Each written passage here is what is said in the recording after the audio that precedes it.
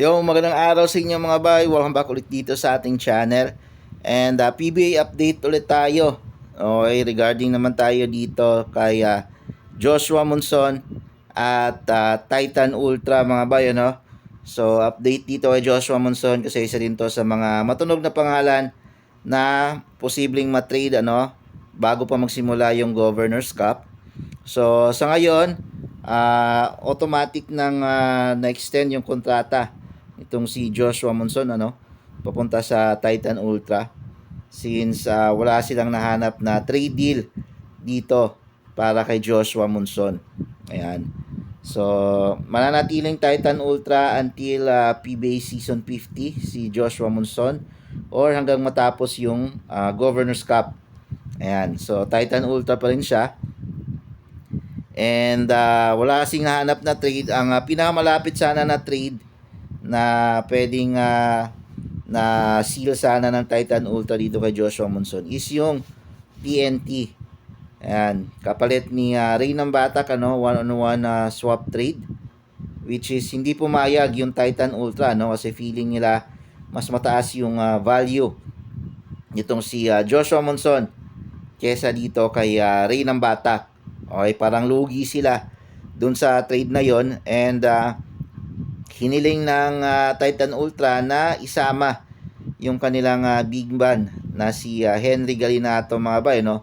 Which is hindi na pumayag yung TNT na ipamigay si Henry Galinato kasi medyo kulang sa big man yung TNT kapag nawala si Henry Galinato kasi si Kelly Williams pa-retire na rin siya and si Poy Eram nasa injured pa.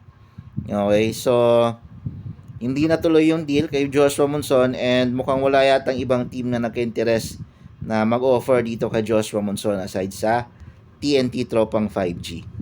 So, ayon din kasi sa balita, si Joshua Monson din mismo yung nag-request ng trade sa management ng Titan Ultra. So, ni-request niya na ma-trade siya. So, inanapan siya, nilagay siya sa trading block and mukhang TNT lang yung nagkaroon ng interest sa kanya. So, I think walang mga SMC group kasi ang target yata ng SMC group is yung si Cedric Bearfield. Okay, so TNT talaga yun lang ka-interest. So, sayang I think fit pa naman din itong si Joshua Monson sa TNT kasi kailangan talaga nila ng kumbaga guard na mala Castro na kayang umiscore din, kasi ngayon naghahanap din sila ng guard kasi injured din si Castro. So hindi pa natin alam kung kailan siya makakabalik sa simula ng Governor's Cup. So sayang at hindi natuloy. So after nitong Governor's Cup, ma-expire na yung kontrata ni Joshua Monson katulad ng kina Gian Mamuyak at Cedric Bearfield. So magiging free agent na sila after ng PBA Season 50 or ng Governor's Cup. And pwede na silang doon na, pwede nang maraming teams ang posibleng lumapit and offeran siya nang hindi na dinadaan sa isang trade offer. Okay, so pwede na siyang maging sign-in trade pag nag-free agent na siya. So, yun siguro yung hinihintay na lang ni Monson na matapos yung kanyang kontrata ngayong PBA Season 50. So, yun nga lang, medyo matagal-tagal pa to kasi yung Governor's Cup aabutin siya ng December mga bay, no? So baka next year pa magiging free agent itong si Joshua Monson kasi extended yung Governor's Cup ngayong 2026.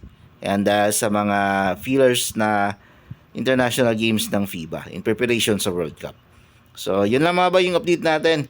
Maraming salamat sa panonood.